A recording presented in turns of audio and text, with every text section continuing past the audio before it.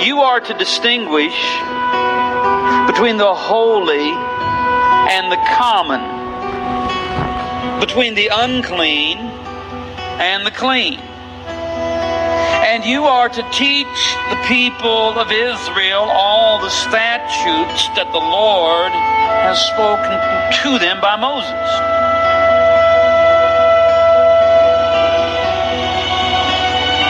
So nothing formed Israelite society more than the Torah, the law, the Torah regulations concerning the clean and the unclean, and the unclean, and the unclean.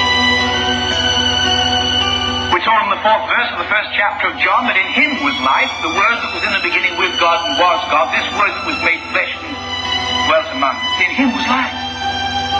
And this life that was in him was the light of men. The only life that made a man shine with the glory of God. We found the Messiah. We found the Christ.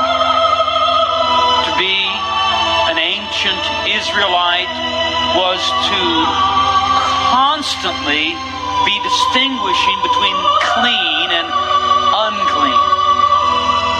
Thus there was an elaborate system of laws.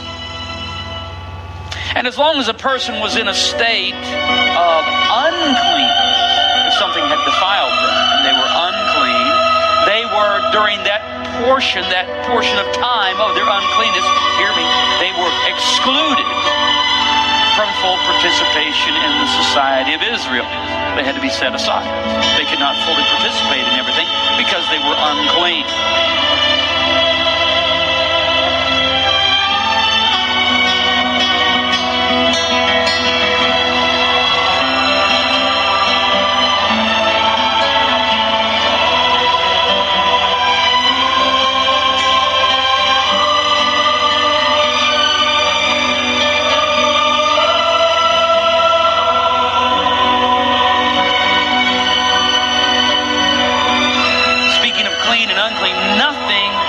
Nothing was more unclean than a dead body. That was the worst of all. Now, there was a specific ritual for cleansing for those who had contacted a dead body. Obviously, somebody has to deal with the dead body, but it took 7 days to perform. Now, the penalty, if someone violated that, if they entered the temple, the punishment, banishment from the nation of Israel for life. It's easy to become unclean. It's hard to become clean. Inevitably, it becomes a society where religious